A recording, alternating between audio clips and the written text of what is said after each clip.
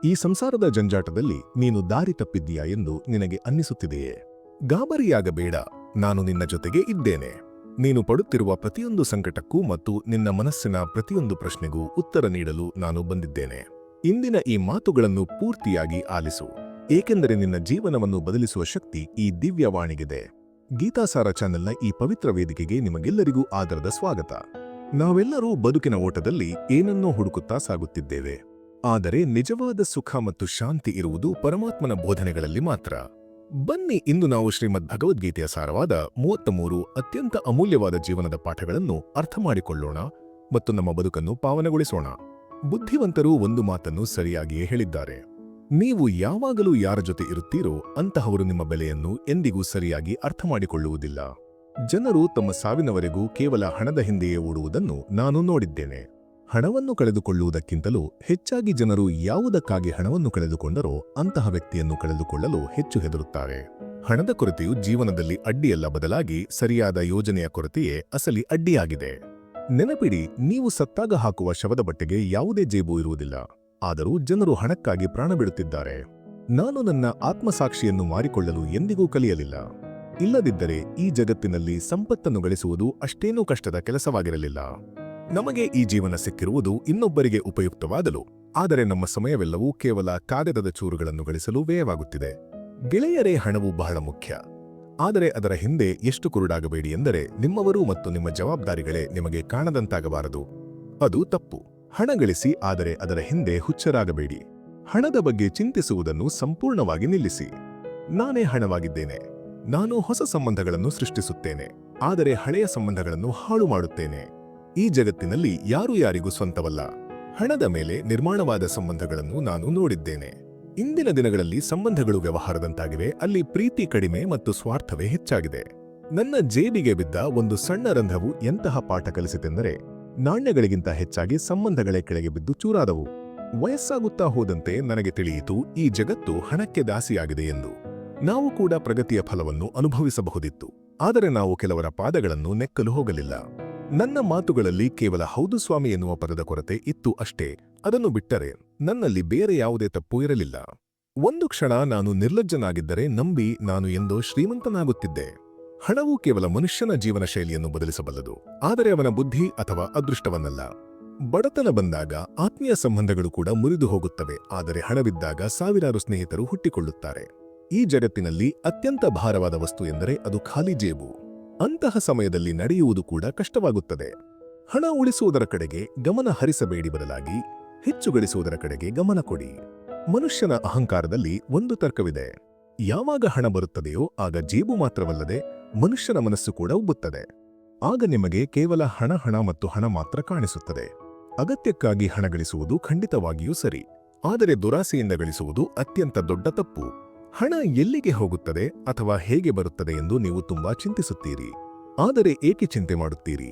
ಅದು ನಿಮ್ಮ ಹಕ್ಕಿನ ಹಣವಾಗಿದ್ದರೆ ಮತ್ತು ನಿಮ್ಮ ಅದೃಷ್ಟದಲ್ಲಿದ್ದರೆ ಅದು ಖಂಡಿತವಾಗಿಯೂ ನಿಮ್ಮ ಬಳಿಗೆ ಬಂದೇ ಬರುತ್ತದೆ. ಜೀವನಕ್ಕೆ ಅನೇಕ ಅರ್ಥಗಳಿವೆ, ಅದರಲ್ಲಿ ಹಣದ ಮೌಲ್ಯವು ಕಡಿಮೆಯೇನಲ್ಲ. ಹಣ ಗಳಿಸುವುದು ದೊಡ್ಡ ವಿಷಯ, ಆದರೆ ನಿಮ್ಮ ಶಾಂತಿ ಮತ್ತು ಪ್ರಾಮಾಣಿಕತೆಯನ್ನು ಒತ್ತೆ ಇಟ್ಟು ಅಲ್ಲ. ಹಣವು ಬರುತ್ತಲೇ ಇರುತ್ತದೆ. ನೀವು ಮೊದಲು ಸಮರ್ಥರಾಗಿ ಮತ್ತು ಶ್ರೀಮಂತರಾಗಲು ಯೋಗ್ಯರಾಗಿ. ಹಣದ ಬಗ್ಗೆ ಚಿಂತಿಸುವುದನ್ನು ಬಿಟ್ಟುಬಿಡಿ. ಇಂದು ಅದು ಹೋದರೂ ನಾಳೆ ಮತ್ತೆ ಬಂದೇ ಬರುತ್ತದೆ ಎಂದು ನಂಬಿ. ಆದರೆ ಈ ಚಿಂತೆಯಿಂದ ಒಮ್ಮೆ ಸಂತೋಷವು ದೂರವಾದರೆ ಅದು ಮತ್ತೆ ಮರಳಿ ಬರುವುದಿಲ್ಲ. ಜಿಪುಣತನವು ಮೂರ್ಖತನಕ್ಕಿಂತ ಕಡಿಮೆಯಿಲ್ಲ. ನೀವು ಇಂದು ಬೀಜವನ್ನೇ ಬಿತ್ತದಿದ್ದರೆ ನಾಳೆ ಏನನ್ನು ಉಣ್ಣುತ್ತೀರಿ?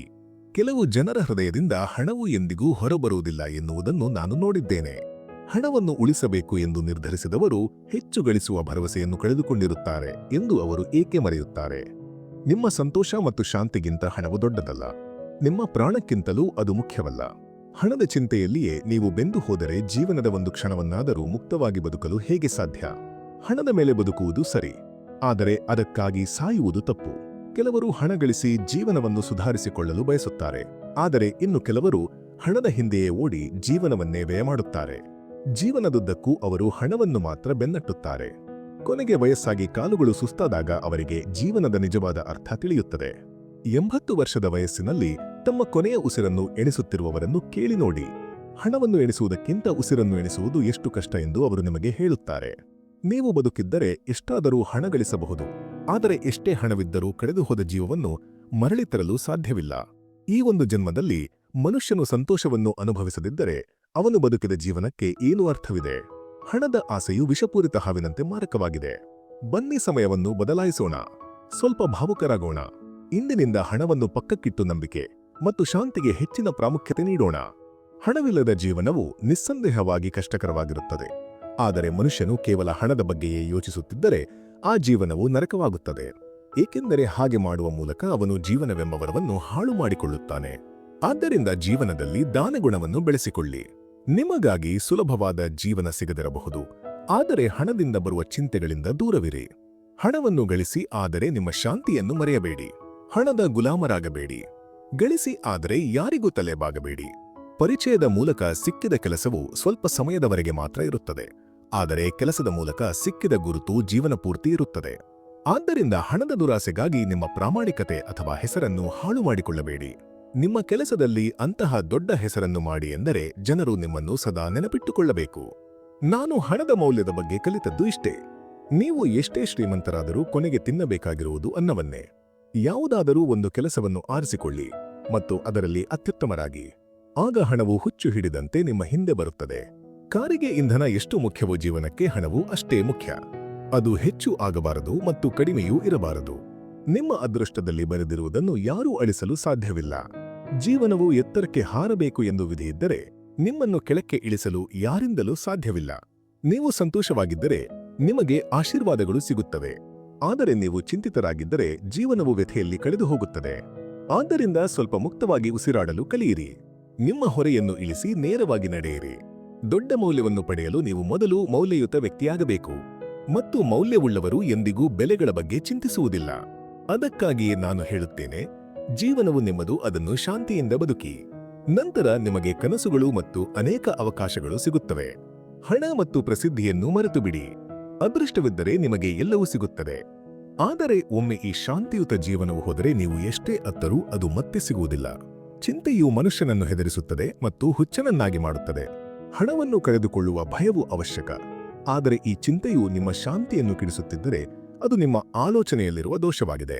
ಶಾಂತಿಯಿಂದ ಬದುಕಿ ಸಂತೋಷವಾಗಿರಿ ಮತ್ತು ಆರಾಮವಾಗಿರಿ. ಕನಸುಗಳು ಬೆಸೆದುಕೊಂಡಿರುವ ಜೀವನವನ್ನು ಕಲ್ಪಿಸಿಕೊಳ್ಳಿ. ಕೆಲವು ರೂಪಾಯಿಗಳಿಗಾಗಿ ಸುಖ ಮತ್ತು ಶಾಂತಿಯನ್ನು ತ್ಯಾಗ ಮಾಡುವ ಜೀವನದಲ್ಲಿ ಏನು ಅರ್ಥವಿದೆ? ಜನರು ಹಣವನ್ನು ಗಳಿಸುತ್ತಾರೆ ಮತ್ತು ಅನೇಕ ಕನಸುಗಳನ್ನು ಕಾಣುತ್ತಾರೆ, ಆದರೆ ಅದನ್ನು ಉಳಿಸಿಕೊಳ್ಳುವ ಜವಾಬ್ದಾರಿಯನ್ನು ತೆಗೆದುಕೊಳ್ಳಲು ವಿಫಲರಾಗುತ್ತಾರೆ. ಹಣ ಖಂಡಿತವಾಗಿಯೂ ಬರುತ್ತದೆ ಮತ್ತು ಬಹಳಷ್ಟು ಬರುತ್ತದೆ, ಆದರೆ ನೀವು ಕೇವಲ ಹಣದ ಬಗ್ಗೆ ಚಿಂತಿಸುತ್ತಿದ್ದರೆ ದೊಡ್ಡದನ್ನು ಸಾಧಿಸಲು ಹೇಗೆ ಸಾಧ್ಯ? ತಮ್ಮ ಮಿತಿಯಲ್ಲಿ ಬದುಕುವವರು ಎಂದಿಗೂ ಯಾರ ಮುಂದೆಯೂ ಕೈ ಚಾಚುವ ಅಗತ್ಯ ಬರುವುದಿಲ್ಲ. ಜನರು ಯಾವಾಗಲೂ ತಮ್ಮ ತತ್ವಗಳಿಗಿಂತ ಹೆಚ್ಚಾಗಿ ಹಣಕ್ಕೆ ಬೆಲೆ ಕೊಡುತ್ತಾರೆ. ತತ್ವಗಳನ್ನು ಬಿಟ್ಟುಕೊಡುವುದರಿಂದ ಬಹಳಷ್ಟು ಹಣ ಸಿಗಬಹುದು, ಆದರೆ ಕೋಟಿ ರೂಪಾಯಿಗಳನ್ನು ಕೊಟ್ಟರೂ ಕಳೆದು ಹೋದ ತತ್ವಗಳನ್ನು ಮತ್ತೆ ಕೊಳ್ಳಲು ಸಾಧ್ಯವಿಲ್ಲ. ನಿಮ್ಮ ಬಳಿ ಹಣವಿರುವವರೆಗೆ ಮಾತ್ರ ಈ ಜಗತ್ತು ನೀವು ಎಂತಹ ವ್ಯಕ್ತಿ ಎಂದು ಕೇಳುತ್ತದೆ. ಹಣ ಗಳಿಸಲು ಎಷ್ಟು ಸಮಯವನ್ನು ವ್ಯಯ ಮಾಡಬೇಡಿ ಎಂದರೆ ಆ ಹಣವನ್ನು ಖರ್ಚು ಮಾಡಲು ನಿಮಗೆ ಸಮಯವೇ ಇಲ್ಲದಂತಾಗಬಾರದು. ಒಬ್ಬ ವ್ಯಕ್ತಿಯ ಬಳಿ ಅತಿಯಾದ ಹಣವಿದ್ದಾಗ ಅವನು ವಂಚಕನಾಗುತ್ತಾನೆ. ಅದನ್ನು ಕೇವಲ ಕಾಗದದ ಚೂರುಗಳು ಎಂದು ಭಾವಿಸಬೇಡಿ ಸ್ವಾಮಿ. ಅದನ್ನು ಉಳಿಸಿಕೊಳ್ಳಲು ಮನುಷ್ಯನು ಎಷ್ಟೊಂದು ಸುಖಗಳನ್ನು ತ್ಯಾಗ ಮಾಡಬೇಕಾಗುತ್ತದೆ ಎಂದು ಯಾರಿಗೆ ಗೊತ್ತು? ಹಣವನ್ನು ಉಳಿಸುವುದು ಎಂದರೆ ಜಿಪಣತನವಲ್ಲ. ಅದರ ಅರ್ಥ ಅಗತ್ಯವಿದ್ದಲ್ಲಿ ಸರಿಯಾದ ಜಾಗದಲ್ಲಿ ಖರ್ಚು ಮಾಡುವುದು ಎಂದಾಗಿದೆ. ಹಣದ ಬಗ್ಗೆ ಕೇವಲ ಇಬ್ಬರು ಮಾತ್ರ ಹೆಮ್ಮೆ ಪಡುತ್ತಾರೆ. ಒಬ್ಬನು ಕುಟುಂಬದ ಆಸ್ತಿಯನ್ನು ವಾರಸತ್ವವಾಗಿ ಪಡೆದವನು ಮತ್ತು ಇನ್ನೊಬ್ಬನು ವಂಚನೆಯ ಮೂಲಕ ಅದನ್ನು ಗಳಿಸಿದವನು. ಮಾನವ ಇತಿಹಾಸದಲ್ಲಿ ಹಣವು ಅತ್ಯಂತ ಕೆಟ್ಟ ಆವಿಷ್ಕಾರವಾಗಿದೆ, ಆದರೆ ಒಬ್ಬ ವ್ಯಕ್ತಿಯ ಚಾರಿತ್ರ್ಯವನ್ನು ಅಳೆಯಲು ಇದು ಅತ್ಯಂತ ನಂಬಿಕಸ್ಥ ಸಾಧನವಾಗಿದೆ. ಸಂಬಂಧಗಳನ್ನು ಹಣದಂತೆಯೇ ಮೌಲ್ಯಯುತವಾಗಿ ಕಾಣಿರಿ. ಇವೆರಡನ್ನೂ ಕಳೆದುಕೊಳ್ಳುವುದು ಸುಲಭ, ಆದರೆ ಗಳಿಸುವುದು ಬಹಳ ಕಷ್ಟ. ಹಣವು ತುಂಬಾ ಬಿಸಿಯಾಗಿರುತ್ತದೆ ಮತ್ತು ಅದು ಮೊದಲು ಸಂಬಂಧಗಳನ್ನೇ ಸುಟ್ಟು ಬೂದಿ ಮಾಡುತ್ತದೆ. ಈ ಜಗತ್ತಿನಲ್ಲಿ ಒಂದೇ ಒಂದು ನಿಯಮವಿದೆ, ಅದೇನೆಂದರೆ ಶ್ರೀಮಂತರಿಗೆ ನಮಸ್ಕರಿಸುವುದು ಮತ್ತು ಬಡವರನ್ನು ತಿರಸ್ಕರಿಸುವುದು. ಕೆಲವರಿಗೆ ಗೀತೆಯಲ್ಲಿ ಜ್ಞಾನ ಸಿಗಲಿಲ್ಲ, ಇನ್ನು ಕೆಲವರಿಗೆ ಕುರಾನ್ನಲ್ಲಿ ನಂಬಿಕೆ ಸಿಗಲಿಲ್ಲ. ಒಬ್ಬ ಮನುಷ್ಯನಲ್ಲಿ ಮಾನವೀಯತೆಯನ್ನು ಕಾಣದ ವ್ಯಕ್ತಿಗೆ ಆಕಾಶದಲ್ಲಿರುವ ದೇವರು ಹೇಗೆ ತಾನೇ ಸಿಗಲು ಸಾಧ್ಯ?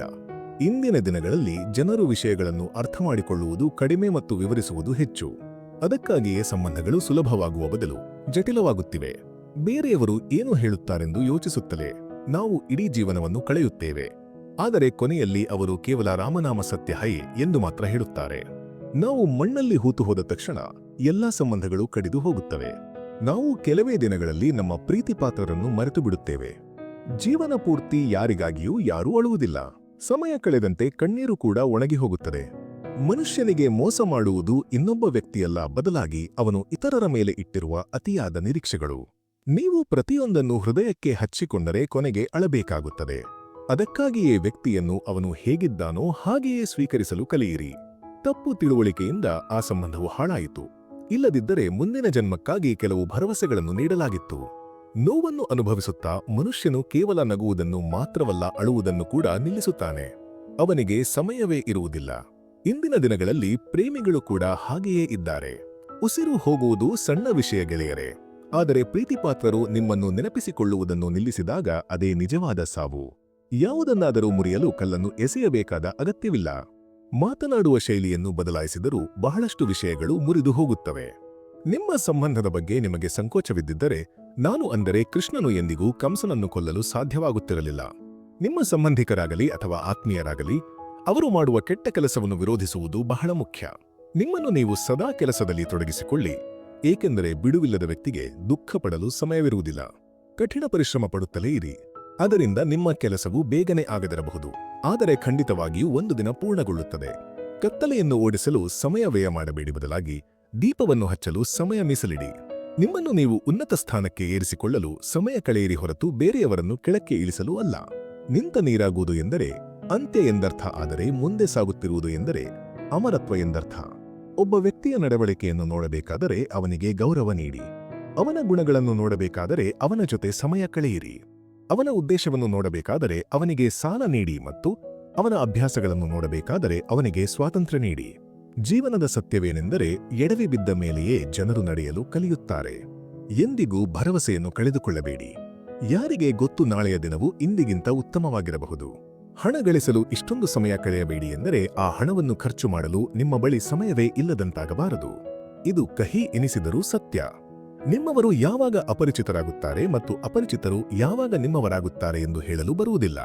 ಜೀವನದಲ್ಲಿ ಪ್ರತಿಯೊಂದು ಅವಕಾಶದ ಲಾಭವನ್ನು ಪಡೆದುಕೊಳ್ಳಿ, ಆದರೆ ಯಾರೊಬ್ಬರ ಪರಿಸ್ಥಿತಿ ಅಥವಾ ಅನಿವಾರ್ಯತೆಯ ಲಾಭವನ್ನು ಪಡೆಯಬೇಡಿ. ಕೆಲವೊಮ್ಮೆ ಜನರು ವ್ಯಕ್ತಿಯು ಬದುಕಿದ್ದಾಗ ಅವನ ಮೌಲ್ಯವನ್ನು ತಿಳಿಯುವುದಿಲ್ಲ, ಆದರೆ ಅವನು ಹೋದ ಮೇಲೆ ಪ್ರತಿಕ್ಷಣವೂ ಅವನನ್ನು ನೆನಪಿಸಿಕೊಂಡು ಮರುಗುತ್ತಾರೆ. ನಿಮ್ಮ ಜೀವನವನ್ನು ಅಂತಹ ರೀತಿಯಲ್ಲಿ ಬದುಕಿ ಎಂದರೆ ಅದು ನಿಮಗೆ ಸಂತೋಷವನ್ನು ನೀಡಬೇಕು ಮತ್ತು ಇತರರಿಗೆ ನೋವುಂಟು ಮಾಡಬಾರದು. ಬನ್ನಿ ಸ್ವಲ್ಪ ಶಾಂತಿಯಿಂದ ಬದುಕೋಣ. ನಿಮಗೆ ನೋವುಂಟು ಮಾಡುವವರಿಂದ ಸ್ವಲ್ಪ ದೂರವಿರಿ. ಬೇರೆಯವರು ನಿಮ್ಮ ತಪ್ಪುಗಳನ್ನು ತಿದ್ದುವ ಬದಲು ನೀವೇ ನಿಮ್ಮ ತಪ್ಪುಗಳನ್ನು ಸರಿಪಡಿಸಿಕೊಳ್ಳುವುದು ಉತ್ತಮ. ಬಾಲ್ಯದಲ್ಲಿ ಎಲ್ಲರೂ ಕೇಳುತ್ತಿದ್ದರು, ದೊಡ್ಡವನಾದ ಮೇಲೆ ಏನಾಗುತ್ತೀಯಾ ಎಂದು. ಈಗ ಅದಕ್ಕೆ ಉತ್ತರವೆಂದರೆ, ನನಗೆ ಮತ್ತೆ ಮಗು ಆಗಬೇಕು ಎಂದಾಗಿದೆ. ಸಿಂಹಗಳು ಯಾವುದೇ ತಳಿಯದ್ದಾಗಿರಲಿ, ಅವು ನಾಯಿಗಳಿಗಿಂತ ಯಾವಾಗಲೂ ಮೇಲಿರುತ್ತವೆ. ಏಕಾಂಗಿಯಾಗಿ ಬದುಕುವುದರಲ್ಲಿ ಒಂದು ರೀತಿಯ ಸಮಾಧಾನವಿದೆ. ಯಾರೋ ಬರುತ್ತಾರೆಂಬ ಸಂತೋಷವೂ ಇರುವುದಿಲ್ಲ, ಅಥವಾ ಯಾರೋ ಹೋಗುತ್ತಾರೆಂಬ ದುಃಖವೂ ಇರುವುದಿಲ್ಲ. ಈ ವ್ಯಕ್ತಿ ಇಷ್ಟೊಂದು ಸಂತೋಷವಾಗಿದ್ದಾನೆ ಏಕೆ ಎನ್ನುವ ಚಿಂತೆಯಲ್ಲಿಯೇ ಅನೇಕರು ಇದ್ದಾರೆ. ನನ್ನ ಜೀವನದ ಅನುಭವಗಳ ಬಗ್ಗೆ ಕೇಳಬೇಡಿ, ನನ್ನ ಜೀವನವೇ ನಾಚಿಕೆ ಪಡುತ್ತದೆ. ನನ್ನ ಹಳೆಯ ಪುಸ್ತಕವನ್ನು ತೆರೆಯಬೇಡಿ ಗೆಳೆಯರೆ, ಏಕೆಂದರೆ ನಾನು ಯಾರನ್ನು ನಂಬಿದ್ದೆನೋ ಅವರೆಲ್ಲರೂ ನನಗೆ ನೋವು ನೀಡಿದ್ದಾರೆ. ನಿಮಗಾಗಿ ಎಷ್ಟೇ ತಲೆಬಾಗುವವರು ನಿಮ್ಮನ್ನು ಕೇವಲ ಗೌರವಿಸುವುದು ಮಾತ್ರವಲ್ಲ, ನಿಮ್ಮನ್ನು ವಂಚಿಸಲೂಬಹುದು. ನಾನು ಜೀವನವನ್ನು ಕೇಳಿದೆ, ನೀನು ಏಕೆ ಇಷ್ಟೊಂದು ಕಷ್ಟವಾಗಿದ್ದೀಯಾ ಎಂದು. ಜೀವನವು ನಕ್ಕು ಹೇಳಿತು, ಈ ಜಗತ್ತು ಸುಲಭವಾಗಿ ಸಿಗುವ ವಸ್ತುಗಳನ್ನು ಗೌರವಿಸುವುದಿಲ್ಲ ಎಂದು. ನನ್ನನ್ನು ಇಷ್ಟಪಡದವರ ಬಗ್ಗೆ ನನಗೆ ಯಾವುದೇ ಸಮಸ್ಯೆ ಇಲ್ಲ, ಆದರೆ ನನ್ನನ್ನು ಇಷ್ಟಪಡುವಂತೆ ನಾಟಕ ಮಾಡುವವರ ಬಗ್ಗೆ ನನಗೆ ತೊಂದರೆ ಇದೆ. ಜೀವನದಲ್ಲಿ ಏನನ್ನಾದರೂ ಮಾಡಬೇಕೆಂದಿದ್ದರೆ ಸತ್ಯವನ್ನೇ ಹೇಳಿ, ವಿಷಯವನ್ನು ತಿರುಚಬೇಡಿ. ಒಬ್ಬ ವ್ಯಕ್ತಿಯ ಇಂದಿನ ಪರಿಸ್ಥಿತಿಯನ್ನು ನೋಡಿ ಅವನ ಭವಿಷ್ಯವನ್ನು ಎಂದಿಗೂ ಹೀಯಾಳಿಸಬೇಡಿ, ಏಕೆಂದರೆ ಸಮಯಕ್ಕೆ ಅಂತಹ ಶಕ್ತಿ ಇದೆ. ಅದು ಒಂದು ಸಾಮಾನ್ಯ ಕಲ್ಲಿದ್ದಲನ್ನು ಕೂಡ ನಿಧಾನವಾಗಿ ವಜ್ರವನ್ನಾಗಿ ಬದಲಾಯಿಸಬಲ್ಲದು. ಕ್ಷಮೆಯಾಚಿಸುವುದರಿಂದ ತಪ್ಪುಗಳು ಸರಿಯಾಗುವುದಿಲ್ಲ, ಬದಲಾಗಿ ಆ ತಪ್ಪುಗಳನ್ನು ತಿದ್ದಿಕೊಳ್ಳುವುದರಿಂದ ಸರಿಯಾಗುತ್ತವೆ. ಕೇಳುವುದಿದ್ದರೆ ನಿಮ್ಮ ದೇವರನ್ನು ಕೇಳಿ, ಅವನು ನೀಡಿದರೆ ಅದು ಕೃಪೆ ಮತ್ತು ನೀಡದಿದ್ದರೆ ಅದು ವಿಧಿ. ಆದರೆ ಎಂದಿಗೂ ಈ ಜಗತ್ತನ್ನು ಕೇಳಬೇಡಿ, ಏಕೆಂದರೆ ಅವರು ನೀಡಿದರೆ ಅದು ಉಪಕಾರ ಮತ್ತು ನೀಡದಿದ್ದರೆ ಅದು ಮುಜುಗರ. ನನ್ನ ಜೀವನದ ಒಂದೇ ಒಂದು ಅನುಭವವೆಂದರೆ, ನಿಮ್ಮ ಪ್ರೀತಿಪಾತ್ರರ ಜೊತೆ ಇರಬೇಕಾದರೆ ಮೌನವಾಗಿರಿ ಮತ್ತು ಅವರನ್ನು ಹತ್ತಿರದಲ್ಲಿ ಇಟ್ಟುಕೊಳ್ಳಬೇಕೆಂದಿದ್ದರೆ ಯಾವುದೇ ವಿಷಯವನ್ನು ಹೃದಯಕ್ಕೆ ಹಚ್ಚಿಕೊಳ್ಳಬೇಡಿ. ಸಂಬಂಧಗಳು ಕೇವಲ ರಕ್ತದ ಸಂಬಂಧವಾಗಿರುವುದಿಲ್ಲ, ಬದಲಾಗಿ ಅವು ಭಾವನೆಗಳ ಮೇಲೆ ನಿಂತಿರುತ್ತವೆ. ಭಾವನೆಗಳಿದ್ದರೆ ಅಪರಿಚಿತರು ಕೂಡ ನಿಮ್ಮವರಾಗುತ್ತಾರೆ ಮತ್ತು ಭಾವನೆಗಳಿಲ್ಲದಿದ್ದರೆ ನಿಮ್ಮವರೇ ಅಪರಿಚಿತರಾಗುತ್ತಾರೆ. ಮನುಷ್ಯನು ಮನೆ ಬದಲಾಯಿಸುತ್ತಾನೆ, ಸಂಬಂಧಗಳನ್ನು ಬದಲಾಯಿಸುತ್ತಾನೆ ಮತ್ತು ಸ್ನೇಹಿತರನ್ನು ಬದಲಾಯಿಸುತ್ತಾನೆ. ಆದರೂ ಅವನು ಏಕೆ ಚಿಂತಿತನಾಗಿರುತ್ತಾನೆ ಎಂದರೆ ಅವನು ತನ್ನನ್ನು ತಾನು ಬದಲಾಯಿಸಿಕೊಳ್ಳುವುದಿಲ್ಲ. ನಗು ಹಿಂದಿನ ನೋವನ್ನು, ಕೋಪದ ಹಿಂದಿನ ಪ್ರೀತಿಯನ್ನು ಮತ್ತು ಮೌನದ ಹಿಂದಿನ ಕಾರಣವನ್ನು ಕೆಲವರು ಮಾತ್ರ ಅರ್ಥಮಾಡಿಕೊಳ್ಳುತ್ತಾರೆ. ನನ್ನಲ್ಲಿ ಯಾವುದೇ ದೋಷಗಳಿಲ್ಲ, ಅಹಂಕಾರವಿಲ್ಲ ಮತ್ತು ನನಗೆ ಸ್ಥಿರವಾದ ಸ್ಥಾನವಿಲ್ಲ. ನಾನು ಮಣ್ಣಿನಿಂದ ಮಾಡಲ್ಪಟ್ಟವನು, ನಾನು ಮಣ್ಣಾಗಿದ್ದೇನೆ ಮತ್ತು ಮತ್ತೆ ಮಣ್ಣಾಗುತ್ತೇನೆ. ದುಃಖದಲ್ಲಿಯೂ ಒಂದು ಉದಾಹರಣೆಯಾಗಿರಿ. ಸದಾ ನಿಮ್ಮ ತುಟಿಯ ಮೇಲೆ ನಗು ಇರಲಿ. ಕೆಲವು ವಿಷಯಗಳನ್ನು ಅಹಂಕಾರದಿಂದಲ್ಲ, ಬದಲಾಗಿ ಸ್ವಾಭಿಮಾನಕ್ಕಾಗಿ ಬಿಟ್ಟುಕೊಡಬೇಕು. ಇನ್ನೊಬ್ಬರ ಕಷ್ಟವನ್ನು ನೋಡಿ ನಗಲು ಪ್ರಾರಂಭಿಸಿದ ಕ್ಷಣವೇ ಮನುಷ್ಯನ ಮಾನವೀಯತೆಯು ಅಂತ್ಯವಾಗುತ್ತದೆ. ಈ ಜಗತ್ತು ಬಹಳ ಬೇಗ ಎಲ್ಲವನ್ನೂ ಮರೆಯುತ್ತದೆ. ಅದು ಕೇವಲ ತನ್ನ ಸ್ವಾರ್ಥಕ್ಕೆ ಬೇಕಾದ್ದನ್ನು ಮಾತ್ರ ನೆನಪಿಸಿಕೊಳ್ಳುತ್ತದೆ. ಸಂಬಂಧವನ್ನು ಉಳಿಸಿಕೊಳ್ಳಬೇಕೆಂದಿರುವವನು ನಿಮ್ಮ 1000 ತಪ್ಪುಗಳನ್ನು ಕ್ಷಮಿಸುತ್ತಾನೆ. ಆದರೆ ಇರಲು ಇಷ್ಟವಿಲ್ಲದವನು ಒಂದು ಸಣ್ಣ ತಪ್ಪಿಗೂ ನಿಮ್ಮನ್ನು ಬಿಟ್ಟು ಹೋಗುತ್ತಾನೆ. ನಾನು ಸುಸ್ತಾಗಿದ್ದೇನೆ ಎಂದು ಹೇಗೆ ಹೇಳಲಿ? ನಾನು ಯಾರಿಗೆ ಶಕ್ತಿಯಾಗಿದ್ದೇನೆ ಎಂದು ನನಗೆ ತಿಳಿಯದು. ಪುಸ್ತಕಗಳಿಗೆ ಅವುಗಳದ್ದೇ ಆದ ಮಹತ್ವವಿದೆ ಗೆಳೆಯರೇ. ಆದರೆ ಸಮಯ ಮತ್ತು ಜನರು ಕಲಿಸುವ ಪಾಠವನ್ನು ಎಲ್ಲರೂ ನೆನಪಿಟ್ಟುಕೊಳ್ಳುತ್ತಾರೆ. ಕಣ್ಣುಗಳು ಮುಚ್ಚುವ ಮೊದಲು ಅವುಗಳನ್ನು ತೆರೆದು ನೋಡಿದರೆ ಇಡೀ ಜೀವನವೇ ಬದಲಾಗಬಹುದು. ನಂಬಿಕೆ ಬೆಳೆದಾಗ ಅಪರಿಚಿತರು ಕೂಡ ಸ್ನೇಹಿತರಾಗುತ್ತಾರೆ ಮತ್ತು ನಂಬಿಕೆ ಮುರಿದಾಗ ಪ್ರೀತಿಪಾತ್ರರು ಕೂಡ ಅಪರಿಚಿತರಾಗುತ್ತಾರೆ. ನಿಮ್ಮ ವಯಸ್ಸು ಎಷ್ಟೇ ಇರಲಿ, ಏಟು ಬಿದ್ದಾಗ ಬಾಯಿಂದ ಬರುವ ಮೊದಲ ಪದವೆಂದರೆ ಅದು ಅಮ್ಮ. ಪ್ರೀತಿಸಲು 1000 ಗುಣಗಳು ಸಾಲುವುದಿಲ್ಲ, ಆದರೆ ಬಿಟ್ಟು ಹೋಗಲು ಒಂದು ದೋಷವೇ ಸಾಕಾಗುತ್ತದೆ. ಸಂಬಂಧಗಳನ್ನು ಹೇಗೆ ಕಾಪಾಡಿಕೊಳ್ಳಬೇಕೆಂದು ನನಗೆ ತಿಳಿಯುತ್ತಿಲ್ಲ. ಯಾರಾದರೂ ನಿಮ್ಮ ಹೃದಯವನ್ನು ಗೆಲ್ಲದಿದ್ದರೆ ಬೇರೆ ಯಾರೂ ಅದನ್ನು ಗೆಲ್ಲಲು ಸಾಧ್ಯವಿಲ್ಲ. ನೀವು ಯಾರನ್ನಾದರೂ ಇಷ್ಟಪಟ್ಟರೆ ಅವರು ಒಳ್ಳೆಯವರಾಗಿದ್ದಾರೆ ಎಂದಲ್ಲ, ಬದಲಾಗಿ ನಿಮ್ಮ ಕಣ್ಣುಗಳು ಒಳ್ಳೆಯದನ್ನು ನೋಡುವ ಶಕ್ತಿ ಹೊಂದಿವೆ ಎಂದರ್ಥ. ಪ್ರೀತಿ ಮುಗಿದ ಮೇಲೆ ಸಂಬಂಧವು ಒಂದು ಹೊರೆಯಂತೆ ಭಾಸವಾಗುತ್ತದೆ. ಮಳೆ ನಿಂತ ಮೇಲೆ ಛತ್ರಿ ಕೂಡ ಹೇಗೆ ಹೊರೆಯಾಗುತ್ತದೆಯೋ ಹಾಗೆಯೇ. ಆಸೆಗಳು ಇನ್ನೂ ಬಂಡಾಯ ಎದ್ದಿವೆ, ಆದರೆ ನಾನು ಎಲ್ಲವನ್ನೂ ಹತ್ತಿಕ್ಕಲು ಕಲಿತಿದ್ದೇನೆ. ಕೆಲವರು ತಮ್ಮ ಜೀವನವನ್ನೇ ಅಂತಹ ವ್ಯಕ್ತಿಗಾಗಿ ವ್ಯಯ ಮಾಡುತ್ತಾರೆ. ಯಾರೂ ಅವರ ಬಗ್ಗೆ ಚಿಂತೆಯೇ ಮಾಡುವುದಿಲ್ಲ. ಯಾರೂ ಕೂಡ ತನ್ನ ಭೂತಕಾಲವನ್ನು ಕೊಳ್ಳುವಷ್ಟು ಶ್ರೀಮಂತನಲ್ಲ ಮತ್ತು ಯಾರೂ ತನ್ನ ಭವಿಷ್ಯವನ್ನು ಬದಲಿಸಲಾಗದಷ್ಟು ಬಡವನಲ್ಲ. ಗೆಳೆಯರೇ ಹಾದಿಯಲ್ಲಿ ಕೇವಲ ಎಲೆಗಳು ಮಾತ್ರ ಬೀಳುತ್ತವೆ. ದೃಷ್ಟಿಯಿಂದ ಕೆಳಕ್ಕೆ ಬೀಳಲು ಯಾವುದೇ ಕಾಲದ ಅಗತ್ಯವಿಲ್ಲ. ನನ್ನ ಆಲೋಚನಾ ಶೈಲಿಯೇ ಸ್ವಲ್ಪ ವಿಭಿನ್ನವಾಗಿದೆ. ಎಲ್ಲರಿಗೂ ಗುರಿಯ ಮೇಲೆ ಪ್ರೀತಿ, ಆದರೆ ನನಗೆ ನಡೆಯುವ ಸರಿಯಾದ ಹಾದಿಯ ಮೇಲೆ ಪ್ರೀತಿ. ಜನರು ಹೇಳುತ್ತಾರೆ ಕೆಟ್ಟ ಕಾಲಕ್ಕಾಗಿ ಹಣವನ್ನು ಉಳಿಸಿ ಎಂದು. ಆದರೆ ನಾವು ಹೇಳುತ್ತೇವೆ ಒಳ್ಳೆಯ ಜನರ ಜೊತೆಗಿರಿ, ಆಗ ಕೆಟ್ಟ ಕಾಲವೇ ಬರುವುದಿಲ್ಲ ಎಂದು. ಗೌರವವು ಅದಕ್ಕೆ ಅರ್ಹರಾಗಿರುವವರಿಗೆ ಇರುತ್ತದೆ ಹೊರತು ಗೌರವವನ್ನು ಕೇಳುವವರಿಗಲ್ಲ. ಒಂದು ಸಣ್ಣ ವಿಷಯಕ್ಕಾಗಿ ನಿಮ್ಮ ಆತ್ಮೀಯರ ಕೈ ಬಿಡಬೇಡಿ. ಒಬ್ಬರನ್ನು ನಿಮ್ಮವರನ್ನಾಗಿ ಮಾಡಿಕೊಳ್ಳಲು ಇಡೀ ಜೀವನವೇ ಬೇಕಾಗುತ್ತದೆ. ಜನರು ನಾವು ಅಂದುಕೊಂಡಷ್ಟು ಕೆಟ್ಟವರಲ್ಲ. ಎಲ್ಲರ ಆಲೋಚನೆಗಳೇ ಬೇರೆ ಬೇರೆಯಾಗಿರುತ್ತವೆ. ಮನುಷ್ಯ ಎಷ್ಟೇ ಶ್ರೀಮಂತನಾದರೂ ಅವನು ನೋವನ್ನು ಮಾರಾಟ ಮಾಡಲು ಅಥವಾ ಶಾಂತಿಯನ್ನು ಕೊಳ್ಳಲು ಸಾಧ್ಯವಿಲ್ಲ. ಜೀವನದಲ್ಲಿ ನೀವು ಯಾರನ್ನು ಭೇಟಿಯಾಗುತ್ತೀರಿ ಎಂದು ಸಮಯ ನಿರ್ಧರಿಸುತ್ತದೆ. ನಿಮ್ಮ ಹೃದಯವು ಯಾರನ್ನು ಭೇಟಿಯಾಗಬೇಕೆಂದು ನಿರ್ಧರಿಸುತ್ತದೆ. ಆದರೆ ನಿಮ್ಮ ನಡವಳಿಕೆಯು ನೀವು ಯಾರ ಹೃದಯದಲ್ಲಿ ನೆಲೆಸುತ್ತೀರಿ ಎಂಬುದನ್ನು ನಿರ್ಧರಿಸುತ್ತದೆ. ಸಂಬಂಧಗಳಿಗೆ ಬೆಲೆ ಕೊಡುವ ಜೀವನ ಮತ್ತು ನಿಮ್ಮನ್ನು ನೆನಪಿಸಿಕೊಳ್ಳುವಂತೆ ಮಾಡುವ ಸಂಬಂಧಗಳು ಮುಖ್ಯವಾಗಿವೆ. ಈ ಪ್ರಪಂಚದ ಜಾತ್ರೆಯಲ್ಲಿ ನೀವು ಎಷ್ಟು ಕಾಲ ಇರುತ್ತೀರಿ ಎಂದು ನಿಮಗೆ ತಿಳಿದಿಲ್ಲ. ಎಲ್ಲರ ಹೃದಯವನ್ನು ಗೆಲ್ಲಿರಿ, ಅದೇ ಜೀವನದ ಸಾರವಾಗಿದೆ. ನಿಮ್ಮನ್ನು ಪ್ರೀತಿಸುವವರು ಸದಾ ಪ್ರೇಮಿಗಳಾಗಿಯೇ ಇರಲಿ ಎಂದು ನಾನು ಬಯಸುತ್ತೇನೆ. ಆದರೆ ಜನರು ಪ್ರೀತಿಯಲ್ಲಿ ಬಿದ್ದ ಮೇಲೆ ಹೆಚ್ಚಾಗಿ ಬದಲಾಗುತ್ತಾರೆ. ಇಂದಿನ ದಿನಗಳಲ್ಲಿ ಎಲ್ಲರೂ ನಾನು ಮಂದವಾಗಿದ್ದೇನೆ ಎನ್ನುತ್ತಾರೆ. ಒಂದು ವೇಳೆ ನಾನು ಉರಿಯುತ್ತಲೇ ಇದ್ದಿದ್ದರೆ ನಾನು ಎಂದೋ ನಾಶವಾಗುತ್ತಿದ್ದೆ. ಕಣ್ಣೀರನ್ನು ನೋಡುತ್ತಾ ನನ್ನ ಕಣ್ಣುಗಳು ಕೇಳುತ್ತಿವೆ, ನನ್ನ ಕನಸುಗಳೆಲ್ಲ ನನಸಾಗಲು ಇನ್ನು ಎಷ್ಟು ಸಮಯ ಬೇಕು ಎಂದು. ನೀವು ಯಾರನ್ನಾದರೂ ಎಷ್ಟೇ ಆತ್ಮೀಯರು ಎಂದು ಭಾವಿಸಿದರೂ ಒಂದು ದಿನ ಜನರು ಅವರನ್ನು ತಪ್ಪು ಎಂದು ಸಾಬೀತುಪಡಿಸುತ್ತಾರೆ. ನಿಜವಾದ ಪ್ರೀತಿಯ ಒಂದೇ ಒಂದು ತತ್ವವೆಂದರೆ ಯಾರನ್ನು ನೀವು ಅತಿಯಾಗಿ ಪ್ರೀತಿಸುತ್ತೀರೋ ಅವರು ಕೊನೆಗೆ ಒಡೆದು ಚೂರಾಗುತ್ತಾರೆ. ಏನಾಯಿತು, ನೀವು ಏಕೆ ಇಷ್ಟು ಸುಮ್ಮನೆ ಕುಳಿತಿದ್ದೀರಿ? ನಿಮ್ಮ ಹೃದಯಕ್ಕೆ ಏನಾದರೂ ನೋವಾಗಿದೆಯೇ? ಅಥವಾ ನೀವು ಈಗಾಗಲೇ ಎಲ್ಲವನ್ನೂ ಕಳೆದುಕೊಂಡಿದ್ದೀರಾ? ವಿಧಿ ಮತ್ತು ಹೃದಯ ಎಂದಿಗೂ ಒಂದಾಗುವುದಿಲ್ಲ, ಏಕೆಂದರೆ ನಿಮ್ಮ ಹೃದಯದಲ್ಲಿ ಇರುವುದು ನಿಮ್ಮ ಅದೃಷ್ಟದಲ್ಲಿ ಇರುವುದಿಲ್ಲ. ಒಂದು ದಿನ ನೀವು ಸಮಯಕ್ಕಾಗಲಿ ಅಥವಾ ಈ ಜಗತ್ತಿಗಾಗಲಿ ದೂರು ನೀಡುವುದಿಲ್ಲ, ಬದಲಾಗಿ ನಿಮಗೆ ನೀವೇ ದೂರು ನೀಡುತ್ತೀರಿ. ಜೀವನವು ನಿಮ್ಮ ಕಣ್ಣ ಮುಂದೆಯೇ ಇತ್ತು, ಆದರೆ ನೀವು ಈ ಜಗತ್ತಿನ ಮಾಯೆಯಲ್ಲಿ ಸಿಲುಕಿದ್ದೀರಿ ಎಂದು. ಎಷ್ಟೊಂದು ಜನರು ರಾತ್ರಿ ಅತ್ತು ಮಲಗುತ್ತಾರೆ ಮತ್ತು ಬೆಳಗ್ಗೆ ಎದ್ದು ಏನೂ ಆಗದಂತೆ ನಗುತ್ತಾರೆ. ಅವರ ಕರುಣೆಯು ಯಾರ ಹೃದಯವನ್ನು ಗೆಲ್ಲಲು ಸಾಕಾಗದಿರಬಹುದು, ಆದರೆ ಅದು ಮರೆಯಲಾಗದ ಕ್ಷಣಗಳನ್ನು ಖಂಡಿತವಾಗಿಯೂ ಬಿಟ್ಟು ಹೋಗುತ್ತದೆ. ನನ್ನ ನೋವನ್ನು ವ್ಯಕ್ತಪಡಿಸಲು ನಾನು ಯಾವ ಪದಗಳನ್ನು ಬಳಸಲಿ?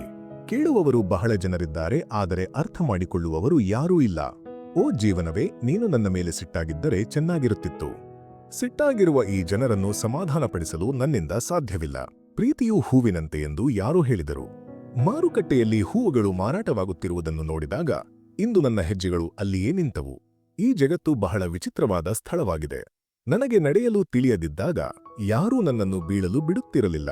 ಆದರೆ ನಾನು ನಡೆಯಲು ಕಲಿತಂದಿನಿಂದ ಜನರು ಪ್ರತಿ ಹೆಜ್ಜೆಯಲ್ಲೂ ನನ್ನನ್ನು ಬೀಳಿಸಲು ಪ್ರಯತ್ನಿಸುತ್ತಿದ್ದಾರೆ. ಕೆಳಗೆ ಬೀಳುವುದು ಸುಲಭ, ಆದರೆ ಯಾರದ್ದಾದರೂ ಕೈ ಹಿಡಿದು ಅವರನ್ನು ಮುಂದೆ ನಡೆಸಿಕೊಂಡು ಹೋಗುವುದು ಬಹಳ ಕಷ್ಟ.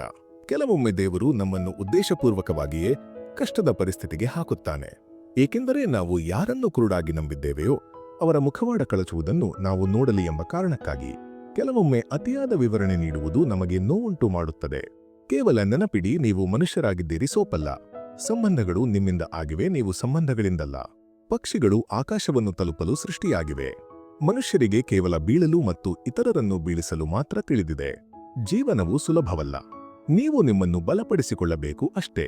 ಸರಿಯಾದ ಸಮಯ ಎಂದಿಗೂ ಬರುವುದಿಲ್ಲ. ನೀವೇ ಸಮಯವನ್ನು ಸರಿಯಾಗಿಸಿಕೊಳ್ಳಬೇಕು.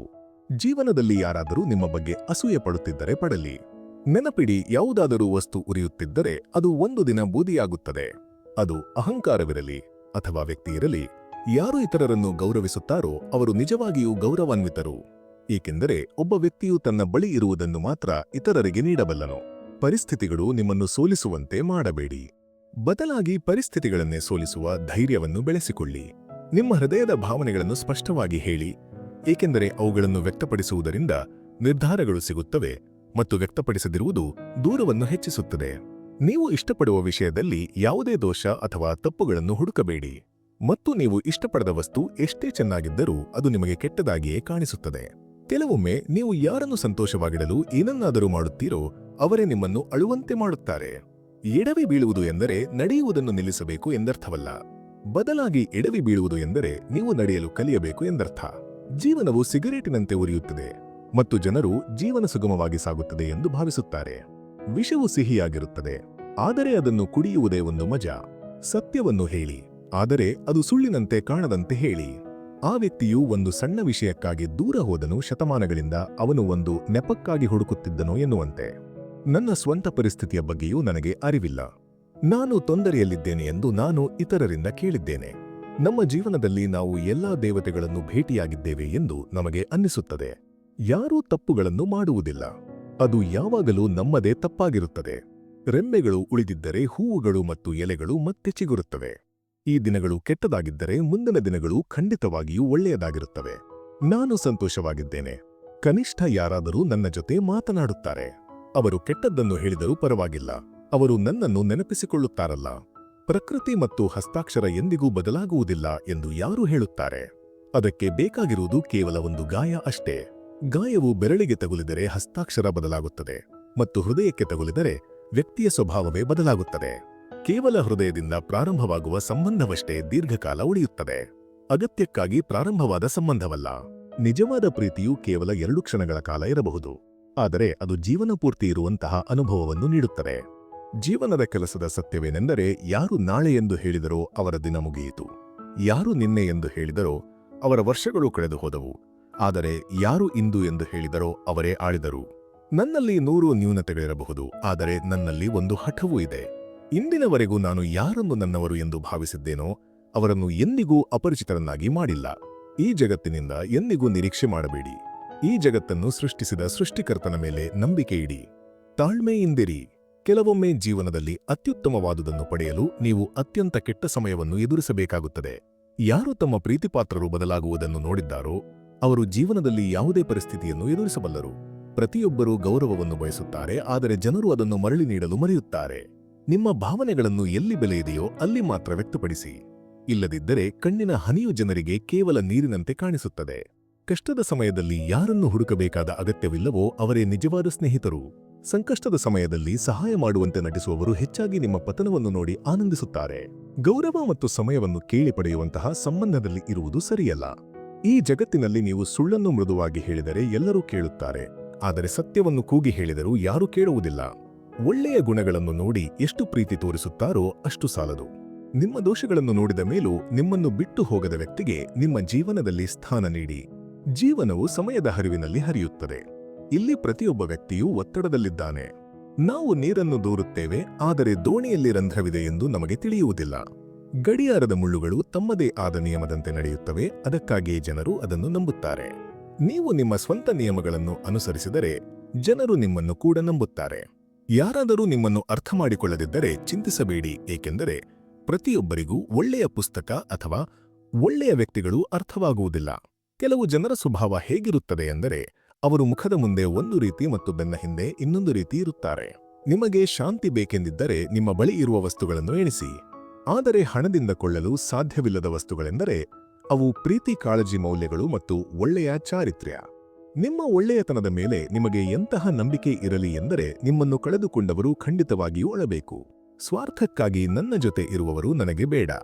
ಯಾವುದೇ ಸ್ವಾರ್ಥವಿಲ್ಲದೆ ನನ್ನ ಜೊತೆ ಇರುವ ನನ್ನ ದೇವರ ಜೊತೆ ನಾನು ಸಂತೋಷವಾಗಿದ್ದೇನೆ. ಯಾರಾದರೂ ನಿಮ್ಮವರಾಗಿದ್ದರೆ ಅವರು ಕನ್ನಡಿಯಂತಿರಬೇಕು, ನಿಮ್ಮ ಜೊತೆ ನಗುವ ಮತ್ತು ಅಳುವಂತಿರಬೇಕು. ನಂಬಿಕೆ ಕಳೆದು ಹೋದಾಗ ಅಲ್ಲಿ ಏನೂ ಉಳಿಯುವುದಿಲ್ಲ. ಇದು ಕಾಗದದಂತೆ, ಇದನ್ನು ಕಾರ್ಬನ್ ಕಾಪಿ ಮಾಡಲು ಸಾಧ್ಯವಿಲ್ಲ. ಒಬ್ಬ ವ್ಯಕ್ತಿಯು ಎಷ್ಟು ಶಾಂತವಾಗಿರುತ್ತಾನೋ ಅಷ್ಟು ಅಪಾಯಕಾರಿಯಾಗಿರುತ್ತಾನೆ. ಎಡವಿ ಬಿದ್ದ ಮೇಲೂ ಒಬ್ಬ ವ್ಯಕ್ತಿ ಚೇತರಿಸಿಕೊಳ್ಳದಿದ್ದರೆ, ಅದು ಅವನ ಹಣೆಬರಹ ಇಲ್ಲದಿದ್ದರೆ, ದಾರಿ ಬದಿಯ ಕಲ್ಲುಗಳು ಈಗಾಗಲೇ ತಮ್ಮ ಕರ್ತವ್ಯವನ್ನು ಮಾಡಿರುತ್ತವೆ.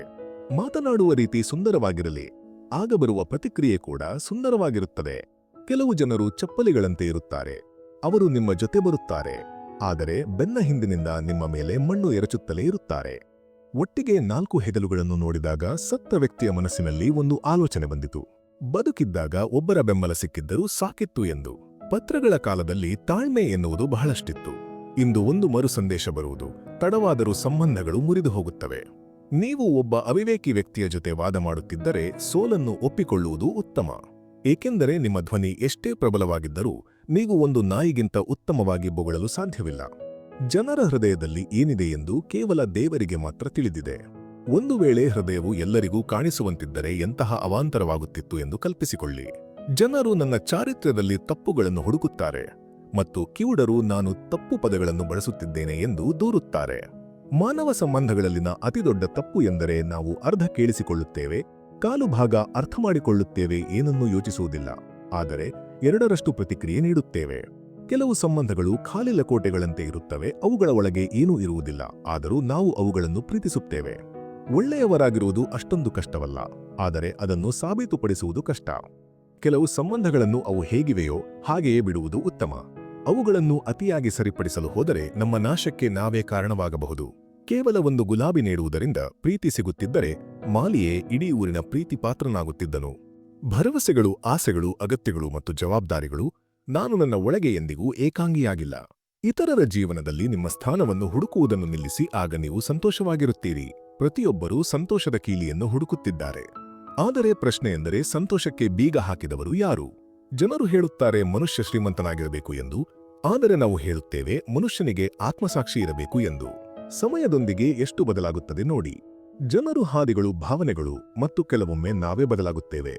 ನಾವು ಬಾಲ್ಯದಲ್ಲಿ ಓಡುತ್ತಿದ್ದೆವು, ಈಗಲೂ ಓಡುತ್ತಿದ್ದೇವೆ. ಜಾಗ ಅದೇ ಆಗಿದೆ, ಆದರೆ ಒಳಗಿನ ವಸ್ತುಗಳು ಮಾತ್ರ ಬದಲಾಗಿವೆ. ಮೌನದಲ್ಲಿ ತನ್ನದೇ ಆದ ಮಜಾ ಇದೆ. ಮರಗಳ ಬೇರುಗಳು ಎಂದಿಗೂ ಅಲುಗಾಡುವುದಿಲ್ಲ. ಜೀವನಪೂರ್ತಿ ಜೊತೆಗಿರುವವರನ್ನು ನಾವು ಕೇವಲ ಒಂದು ಪ್ರಯಾಣ ಎಂದು ಕರೆಯುವುದಿಲ್ಲ. ಹೆಜ್ಜೆ ಹೆಜ್ಜೆಗೂ ಜೊತೆಯಾಗುವವರು ಅದಕ್ಕೆ ಅರ್ಹರಾಗಿರುತ್ತಾರೆ. ಕಿಟಕಿಗಳು ಎಲ್ಲಿ ಬೇಕೆಂದರೆ ಅಲ್ಲಿ ತೆರೆಯಲು ಅನುಮತಿಯಿದೆ. ಕಿಟಕಿಗಳು ಹೊರಗಡೆ ನೋಡುತ್ತವೆ, ಆದರೆ ಅವು ಒಳಗಿನಿಂದ ತೆರೆಯುತ್ತವೆ. ಪರಮಾತ್ಮನ ನಿರ್ಧಾರಗಳನ್ನು ಎಂದಿಗೂ ಪ್ರಶ್ನಿಸಬೇಡಿ. ಯಾರ ಶೂನ್ಯತೆಯನ್ನು ತುಂಬಬೇಕು ಮತ್ತು ಯಾರ ಅಗತ್ಯಗಳನ್ನು ಪೂರೈಸಬೇಕು ಎಂದು ಅವನಿಗೆ ಚೆನ್ನಾಗಿ ತಿಳಿದಿದೆ. ಪದಗಳು ಬೇರೆ ಇರಬಹುದು, ಆದರೆ ಭಾವನೆಗಳು ಒಂದೇ ಆಗಿರುತ್ತವೆ. ನೀವು ಅಮ್ಮ ಎಂದು ಕರೆದರೂ ಅಥವಾ ಜಗತ್ತು ಎಂದು ಕರೆದರೂ ಅರ್ಥ ಒಂದೇ ಆಗಿದೆ. ನಿಮಗೆ ಏನೇ ಸಿಕ್ಕರೂ ಅದು ನಿಮಗೆ ಅತ್ಯುತ್ತಮವಾದುದಾಗಿದೆ. ನಿಮಗೆ ತಿಳಿಯದಿರಬಹುದು, ಆದರೆ ಅದನ್ನು ನೀಡಿದವನಿಗೆ ಅದರ ಬಗ್ಗೆ ಚೆನ್ನಾಗಿ ತಿಳಿದಿದೆ. ನಾನು ಅವನನ್ನು ಒಪ್ಪಿಸಲು ಬಹಳ ಪ್ರಯತ್ನಿಸಿದೆ. ನಂತರ ಒಂದು ದಿನ ನನಗೆ ನಾನೇ ಸಮಾಧಾನ ಪಟ್ಟುಕೊಂಡೆ. ಕೆಲವೊಮ್ಮೆ ಮನಸ್ಸನ್ನು ಒಪ್ಪಿಸಿಕೊಳ್ಳುವುದು ಉತ್ತಮ. ಪ್ರತಿಯೊಂದು ಹಠವೂ ನಮಗೆ ಸಂತೋಷವನ್ನು ತರುವುದಿಲ್ಲ. ಕೆಲವು ಜನರು ನಂಬಿಕೆ ದ್ರೋಹ ಮಾಡಿದ ಮೇಲೂ ಕ್ಷಮೆಯನ್ನು ಹೇಗೆ ನಿರೀಕ್ಷಿಸುತ್ತಾರೆ? ಪ್ರೀತಿಯ ಹೆಸರಿನಲ್ಲಿ ವಂಚನೆ ಮಾಡಿದ ಮೇಲೆ ಅವರು ನಿಷ್ಠೆಯನ್ನು ಹೇಗೆ ನಿರೀಕ್ಷಿಸುತ್ತಾರೆ? ತಪ್ಪು ತಿಳುವಳಿಕೆಯಲ್ಲಿ ಬದುಕುವುದೇ ಒಂದು ಬೇರೆ ರೀತಿಯ ಸುಖವಾಗಿದೆ ಸ್ವಾಮಿ. ಇಲ್ಲದಿದ್ದರೆ ವಾಸ್ತವವು ಹೆಚ್ಚಾಗಿ ನಮ್ಮನ್ನು ಅಳುವಂತೆ ಮಾಡುತ್ತದೆ. ಸಾವಿಗೆ ಕಾರಣ ರೋಗ ಅಥವಾ ಅಪಘಾತವಲ್ಲ, ಬದಲಾಗಿ ಜನನವೇ ಸಾವಿಗೆ ಕಾರಣವಾಗಿದೆ. ಪ್ರತಿಯೊಬ್ಬ ವ್ಯಕ್ತಿಯ ತಪ್ಪುಗಳನ್ನು ನೀವು ಏಕೆ ಎಣಿಸುತ್ತೀರಿ? ಈ ಜಗತ್ತಿನಲ್ಲಿ ಜನರು ಬದುಕುತ್ತಿದ್ದಾರೆ, ದೇವರುಗಳಲ್ಲ. ನಾನು ಜೀವನದಲ್ಲಿ ಇಷ್ಟೊಂದು ಪಾಠ ಕಲಿತಿದ್ದೇನೆ. ನೀವು ಚಿಂತಿಸುತ್ತಲೇ ಇದ್ದರೆ ಅದು ನಿಮ್ಮದೇ ತಪ್ಪಾಗಿದೆ. ನೀವೇ ಬೆಂದು ಹೋಗುತ್ತೀರಿ. ನೀವು ಅಸಡ್ಡೆಯಿಂದ ಇದ್ದರೆ ಈ ಜಗತ್ತೇ ಬೆಂದು ಹೋಗುತ್ತದೆ. ಮನುಷ್ಯನಾಗಲಿ ಅಥವಾ ಪ್ರಾಣಿಯಾಗಲಿ ಕಣ್ಣೀರು ಬರುವುದು ಹೃದಯವು ನೋವಿನಿಂದ ತುಂಬಿದಾಗ ಮಾತ್ರ. ಗೆಳೆಯರೇ, ನಾವು ಯಾವುದನ್ನು ಗೌರವಿಸುವುದಿಲ್ಲವೋ ಅದನ್ನು ದೇವರು ನಮ್ಮಿಂದ ಕಿತ್ತುಕೊಳ್ಳುತ್ತಾನೆ. ಅದು ಸಮಯವಿರಲಿ, ಹಣವಿರಲಿ ಅಥವಾ ವ್ಯಕ್ತಿಯಿರಲಿ. ಕೆಲವೊಮ್ಮೆ ನಾವು ತಪ್ಪಾಗಿರುವುದಿಲ್ಲ, ಆದರೆ ನಮ್ಮ ಸರಿಯಾದತನವನ್ನು ಸಾಬೀತುಪಡಿಸಲು ನಮ್ಮಲ್ಲಿ ಪದಗಳಿರುವುದಿಲ್ಲ. ಕೇವಲ ಸ್ವಾರ್ಥಿ ಜನರು ಭೇಟಿಯಾಗುವ ಹಾದಿಯನ್ನು ನಾವು ಕೈಬಿಟ್ಟಿದ್ದೇವೆ. ಹಣದ ಹಿಂದಿನ ಓಟವು ಹೆಚ್ಚಾಗಿ ಸಂಬಂಧಗಳನ್ನು ಸುಟ್ಟು ಹಾಕುತ್ತದೆ. ಫೋಟೋದಲ್ಲಿ ಜೊತೆಗಿರುವುದಕ್ಕೂ ಮತ್ತು ನೋವಿನಲ್ಲಿ ಜೊತೆಗಿರುವುದಕ್ಕೂ ಬಹಳ ದೊಡ್ಡ ವ್ಯತ್ಯಾಸವಿದೆ. ಇದು ಆಧುನಿಕ ಜಗತ್ತು ಸ್ವಾಮಿ. ಇಲ್ಲಿ ಸಂಬಂಧಗಳಿಗೆ ನಿಜವಾದ ಬೆಲೆ ಕೊಡುವವರಿಗೆ ಮೌಲ್ಯವಿಲ್ಲ. ಯಾರು ಅತಿಯಾಗಿ ನಾಟಕ ಮಾಡುತ್ತಾರೋ ಅವರಿಗೆ ಮಾತ್ರ ಬೆಲೆ ಇದೆ. ಚಿಕ್ಕ ವಯಸ್ಸಿನಲ್ಲಿಯೇ ನಾನು ಈ ಜಗತ್ತಿನ ಸ್ನೇಹವನ್ನು ನೋಡಿದ್ದೇನೆ. ಅವರ ಕೆಲಸ ಮುಗಿದ ಮೇಲೆ ಒಬ್ಬೊಬ್ಬರಾಗಿ ದೂರವಾಗುತ್ತಾರೆ. ಇತರರನ್ನು ನಾಶ ಮಾಡುವವರು ತಾವೇ ಮಾಯವಾಗುತ್ತಾರೆ. ಹೆಣಗಳು ಎಲ್ಲಿ ಅಳುತ್ತವೆ, ಅವುಗಳನ್ನು ಸುಡುವವರು ಅಳುತ್ತಾರೆ. ಸಮಯವು ನಮ್ಮನ್ನು ಕಾಡುತ್ತಿದೆ, ಆದರೆ ಅದು ನಮಗೆ ಬದುಕುವುದನ್ನು ಕಲಿಸುತ್ತಿದೆ. ನಿಮ್ಮನ್ನು ನೀವು ಎಷ್ಟೇ ಕಷ್ಟಕ್ಕೆ ಒಡ್ಡಿಕೊಂಡರೂ ಈ ಜಗತ್ತು ನಿಮ್ಮ ಬಗ್ಗೆ ಸಂತೋಷವಾಗಿರುವುದಿಲ್ಲ. ನಿಮಗೆ ನೋವು ನೀಡಿದವರನ್ನು ನೀವು ಮರೆಯಬಹುದು, ಆದರೆ ನಿಮ್ಮ ಸಂಕಷ್ಟದ ಸಮಯದಲ್ಲಿ ನಿಮಗೆ ಬೆಂಬಲ ನೀಡಿದವರನ್ನು ಎಂದಿಗೂ ಮರೆಯಬೇಡಿ. ಇದು ಅತ್ಯಂತ ಸತ್ಯವಾದ ಮಾತು. ನಿಮ್ಮನ್ನು ಅಳುವಂತೆ ಮಾಡುವುದು ನಿಮ್ಮವರಲ್ಲ, ಬದಲಾಗಿ ನಾವು ಯಾರನ್ನು ತಪ್ಪಾಗಿ ನಮ್ಮವರು ಎಂದು ಭಾವಿಸುತ್ತೇವೆಯೋ ಅವರು ನಮ್ಮನ್ನು ಅಳುವಂತೆ ಮಾಡುತ್ತಾರೆ. ಚಹಾದಲ್ಲಿ ಸಕ್ಕರೆ ಮತ್ತು ತಪ್ಪು ಜನರ ಜೊತೆಗಿನ ನಿಕಟತೆಯು ಮಿತಿಯಲ್ಲಿರಬೇಕು. ಸಂಬಂಧಗಳ ತೋಟದಲ್ಲಿ ಬೇವಿನ ಮರದಂತಹ ಸಂಬಂಧವನ್ನು ಬೆಳೆಸಿಕೊಳ್ಳಿ, ಅದು ಕಹಿ ಪಾಠಗಳನ್ನು ಕಲಿಸಬಹುದು, ಆದರೆ ನೋವಿನ ಸಮಯದಲ್ಲಿ ಮುಲಾಮಿನಂತೆ ಕೆಲಸ ಮಾಡುತ್ತದೆ. ಕೋಪದಲ್ಲಿರುವ ಜನರು ಹೆಚ್ಚಾಗಿ ಅಸಂಬದ್ಧವಾಗಿ ಮಾತನಾಡುತ್ತಾರೆ, ಆದರೆ ಕೆಲವೊಮ್ಮೆ ಅವರು ತಮ್ಮ ಹೃದಯದ ಭಾವನೆಗಳನ್ನು ಕೂಡ ವ್ಯಕ್ತಪಡಿಸುತ್ತಾರೆ. ಗತಕಾಲದ ಕಾವಲುಗಾರರಾಗಬೇಡಿ, ಈ ಕ್ಷಣದ ಸಾಲವನ್ನು ತೀರಿಸಿ. ನಿಮ್ಮ ಮಾತುಗಳಲ್ಲಿ ಜವಾಬ್ದಾರಿ ಇರಲಿ. ತಿಳಿದೋ ತಿಳಿಯದೆಯೋ ಅನೇಕ ಜನರು ನಿಮ್ಮನ್ನು ಓದುತ್ತಿರುತ್ತಾರೆ. ಅಂಗೈ ಮೇಲಿನ ರೇಖೆಗಳಂತೆ ನೀವು ನಿಮ್ಮನ್ನು ಸಿಕ್ಕಿಹಾಕಿಕೊಂಡಿದ್ದೀರಿ ಮತ್ತು ಸಮಾಧಾನವನ್ನು ಹುಡುಕುತ್ತಿದ್ದೀರಿ. ಗೀತೆಯು ಹೇಳುತ್ತದೆ, ನೀವು ಯಾವುದೇ ಮನುಷ್ಯನಿಗೆ ಅಥವಾ ದೇವರಿಗೆ ಹೆದರಬೇಡಿ. ನೀವು ಹೆದರುವುದಿದ್ದರೆ ನಿಮ್ಮ ಕರ್ಮಗಳಿಗೆ ಹೆದರಿ. ಕರ್ಮವು ಯಾರನ್ನು ಕ್ಷಮಿಸುವುದಿಲ್ಲ, ಅದು ನಿಮ್ಮ ಪರಿಸ್ಥಿತಿಯನ್ನು ಕೂಡ ನೋಡುವುದಿಲ್ಲ. ಅದು ಯಾವಾಗ ಬಂದು ನಿಮಗೆ ಶಿಕ್ಷೆ ನೀಡುತ್ತದೆ ಎಂದು ಯಾರಿಗೂ ತಿಳಿಯದು. ಕರ್ಮವೇ ಮೋಕ್ಷಕ್ಕೆ, ಸ್ವರ್ಗಕ್ಕೆ ಅಥವಾ ನರಕಕ್ಕೆ ಹೋಗುವ ದಾರಿಯಾಗಿದೆ. ಆದ್ದರಿಂದ ಸದಾ ಸದ್ಗುಣಶೀಲರಾಗಿರಿ. ಭಯಪಡುವ ಅಗತ್ಯವಿಲ್ಲ. ಕಹಿ ಮಾತುಗಳು ಕಹಿ ಔಷಧಿಯಂತೆ. ಜನರು ಅದನ್ನು ಕೇಳಲು ಅಥವಾ ತೆಗೆದುಕೊಳ್ಳಲು ಇಷ್ಟಪಡುವುದಿಲ್ಲ, ಆದರೆ ಅವು ಹೆಚ್ಚಾಗಿ ಪ್ರಯೋಜನಕಾರಿಯಾಗಿರುತ್ತವೆ. ನಿಮ್ಮ ಕಣ್ಣುಗಳಲ್ಲಿ ಅನೇಕ ಕನಸುಗಳಿವೆ. ನಿಮ್ಮ ಹೃದಯದಲ್ಲಿ ಹೊಸ ಆಸೆಗಳಿವೆ. ಕೇವಲ ಒಮ್ಮೆ ಈ ಆರಾಮದಾಯಕ ಜೀವನವನ್ನು ಬಿಟ್ಟು ಹೊರಬನ್ನಿ. ಜೀವನದಲ್ಲಿ ಅನೇಕ ಸುಂದರ ಕ್ಷಣಗಳಿವೆ. ಸಾಯುವವರೆಗೂ ನಿಮ್ಮ ಹೃದಯದಲ್ಲಿ ಕನಸು ಕಾಣುವ ಆಸೆ ಸಾಯಬಾರದು. ಏಕೆಂದರೆ ಒಬ್ಬ ವ್ಯಕ್ತಿಯು ಯಾವುದೇ ವಯಸ್ಸಿನಲ್ಲಾದರೂ ತನ್ನ ಕನಸುಗಳನ್ನು ನನಸು ಮಾಡಿಕೊಳ್ಳಬಹುದು. ನಿಮ್ಮ ಹೃದಯವನ್ನು ಗಟ್ಟಿಯಾಗಿ ಹಿಡಿದುಕೊಳ್ಳಿ. ಈ ಕ್ಷಣವು ಬದಲಾಗಲಿದೆ. ನೀವು ಭರವಸೆಯನ್ನು ಕಳೆದುಕೊಂಡಿದ್ದ ಆ ಕನಸು ಈಗ ನನಸಾಗುವ ಸಮಯ ಹತ್ತಿರ ಬಂದಿದೆ. ನೀವು ಬಾಡಿ ಹೋಗಿದ್ದರೆ ಮತ್ತೆ ಚಿಗುರುತ್ತೀರಿ. ನೀವು ದುಃಖದಲ್ಲಿದ್ದರೆ ಪರವಾಗಿಲ್ಲ, ನೀವು ಮತ್ತೆ ಶಾಂತಿಯನ್ನು ಪಡೆಯುತ್ತೀರಿ. ಪ್ರತಿಕ್ಷಣವೂ ಚಿಂತಿಸುತ್ತಾ ಏಕೆ ಸಾಯುತ್ತೀರಿ?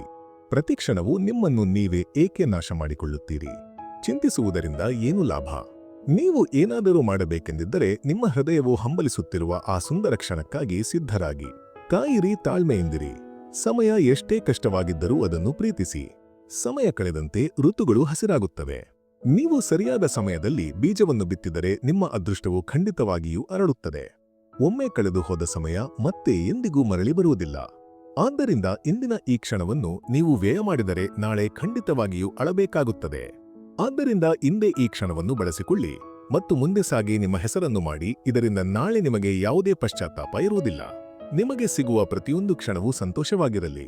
ನಾವು ಹೊಸ ಸಮಯಕ್ಕಾಗಿ ಕಾಯುತ್ತೇವೆ. ಬಾರದೇ ಇರುವುದು ಕೂಡ ಉಳಿಯುತ್ತದೆ. ಎಲ್ಲವನ್ನೂ ಕಳೆದುಕೊಂಡ ಮೇಲೆ ನಿಮ್ಮ ಹೃದಯದ ಮೇಲೆ ಹೊರೆ ಎಂದು ಭಾವಿಸಿ ಅಳುವುದರಲ್ಲಿ ಏನೂ ಪ್ರಯೋಜನ. ಎಲ್ಲಿ ಪ್ರಯತ್ನಗಳು ದೊಡ್ಡದಾಗಿರುತ್ತವೆಯೋ ಅಲ್ಲಿ ಅದೃಷ್ಟವು ತಲೆಬಾಗಲೇಬೇಕು. ನಿಮ್ಮ ಹಣೆಬರಹದಲ್ಲಿ ಬರೆದಿರುವುದನ್ನು ಕೂಡ ನಿಮ್ಮ ಹಣೆಬದ ಬೆವರಿನಿಂದ ಬದಲಾಯಿಸಬಹುದು. ನಾವು ಹುಟ್ಟಿರುವುದು ಗೆಲ್ಲಲು ಮಾತ್ರ. ಜೀವನವೆಂಬ ಆಟವು ಕೇವಲ ನೋಡುವುದಕ್ಕಾಗಿ ಅಲ್ಲ. ಆದ್ದರಿಂದ ಕೇವಲ ಪ್ರೇಕ್ಷಕರಾಗಬೇಡಿ, ಒಬ್ಬ ಆಟಗಾರನಾಗಿ. ಭಯದಿಂದ ಏನೂ ಸಾಧಿಸಲು ಸಾಧ್ಯವಿಲ್ಲ. ಮಾಡುವುದರಿಂದ ಎಲ್ಲವನ್ನೂ ಸಾಧಿಸಬಹುದು. ಭಯದಿಂದ ಹಿಂದೆ ಸರಿಯುವವರು ಕೊನೆಗೆ ಆಳವಾದ ಪಶ್ಚಾತ್ತಾಪದೊಂದಿಗೆ ಬದುಕುತ್ತಾರೆ. ನಿಧಾನವಾಗಿ ಪ್ರಾರಂಭಿಸಿ, ಆದರೆ ಪ್ರಾರಂಭಿಸಿ. ಪ್ರಯಾಣವು ನಿಧಾನವಾಗಿ ಪ್ರಾರಂಭವಾಗಬಹುದು, ಆದರೆ ಶೀಘ್ರದಲ್ಲೇ ಹೃದಯವು ಸುಂದರವಾದ ಸದ್ದನ್ನು ಮಾಡುತ್ತದೆ.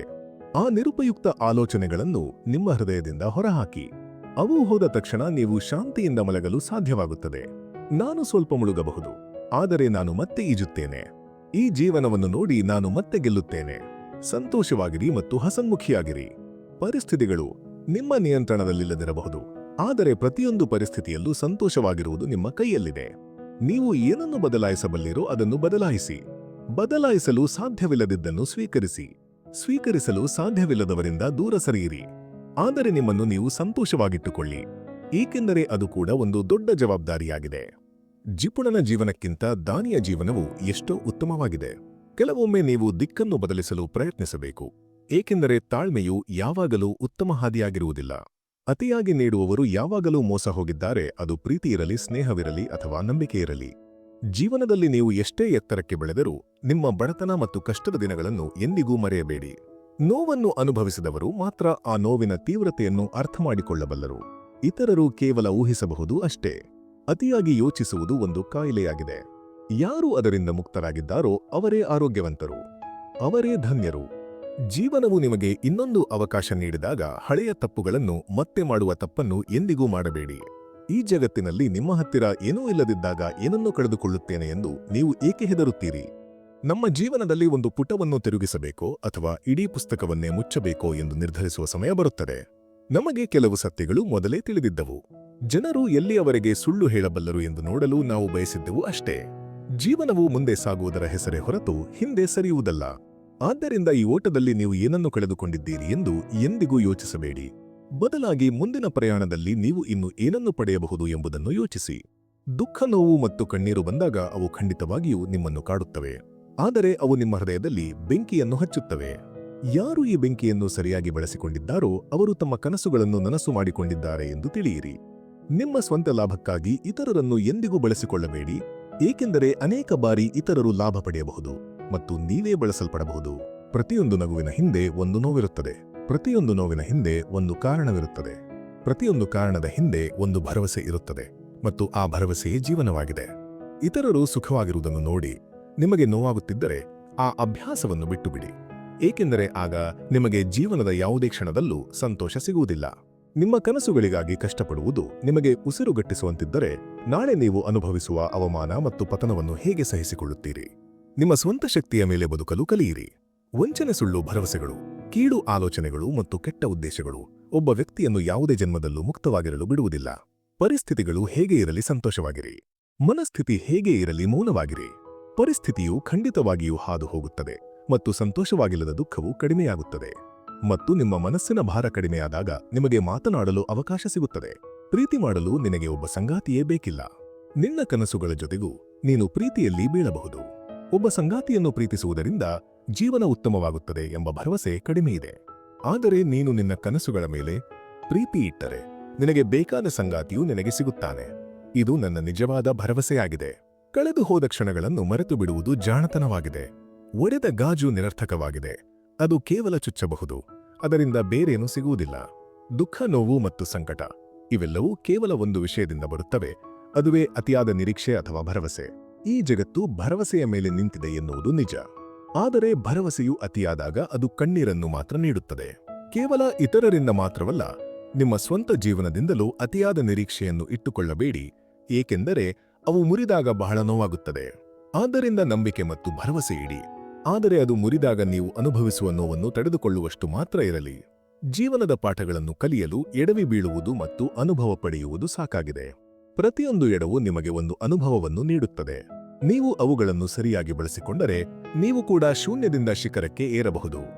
ಒಂದು ವೇಳೆ ನಿಮಗೆ ನಿಮ್ಮನ್ನು ನೀವೇ ನಾಶ ಮಾಡಿಕೊಳ್ಳಬೇಕು ಎಂದು ಅನ್ನಿಸಿದರೆ ನಿಮ್ಮ ಯೌವನದಲ್ಲಿ ಪ್ರೇಮದ ಬಲೆಗೆ ಬೀಳಿರಿ. ಆಗ ನಾಶವಾಗುವುದನ್ನು ಮರೆತುಬಿಡಿ. ನಿಮ್ಮ ಸ್ಥಿತಿ ಎಂತಾಗುತ್ತದೆ ಎಂದರೆ ನಿಮ್ಮ ಸಾವಿನವರೆಗೂ ಕನ್ನಡಿಯ ಮುಂದೆ ನಿಂತು ನಿಮ್ಮನ್ನು ನೀವೇ ನೋಡಿಕೊಳ್ಳಲು ಅಸಹ್ಯಪಡುತ್ತೀರಿ.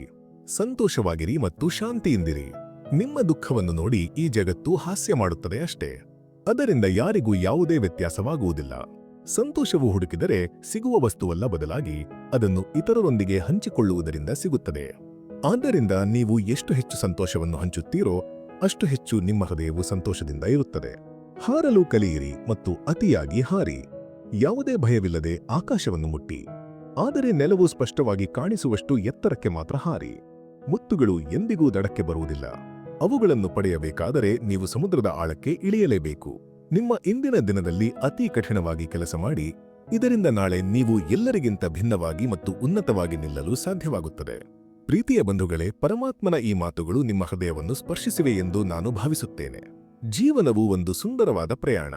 ಇಲ್ಲಿ ಹಣ ಮತ್ತು ಯಶಸ್ಸಿಗಿಂತ ಹೆಚ್ಚಾಗಿ ಶಾಂತಿ ಮತ್ತು ಪ್ರಾಮಾಣಿಕತೆ ಮುಖ್ಯವಾಗಿದೆ. ಶ್ರೀಕೃಷ್ಣನ ಈ ಬೋಧನೆಗಳನ್ನು ನಿಮ್ಮ ಜೀವನದಲ್ಲಿ ಅಳವಡಿಸಿಕೊಳ್ಳಿ. ಈ ವಿಡಿಯೋ ನಿಮಗೆ ಇಷ್ಟವಾಗಿದ್ದರೆ ದಯವಿಟ್ಟು ಲೈಕ್ ಮಾಡಿ ಮತ್ತು ನಿಮ್ಮ ಆತ್ಮೀಯರೊಂದಿಗೆ ಹಂಚಿಕೊಳ್ಳಿ. ಇಂತಹ ಇನ್ನಷ್ಟು ಆಧ್ಯಾತ್ಮಿಕ ವಿಚಾರಗಳಿಗಾಗಿ ನಮ್ಮ ಗೀತಾಸಾರ ಚಾನೆಲ್ಗೆ ಸಬ್ಸ್ಕ್ರೈಬ್ ಆಗಲು ಮರೆಯಬೇಡಿ.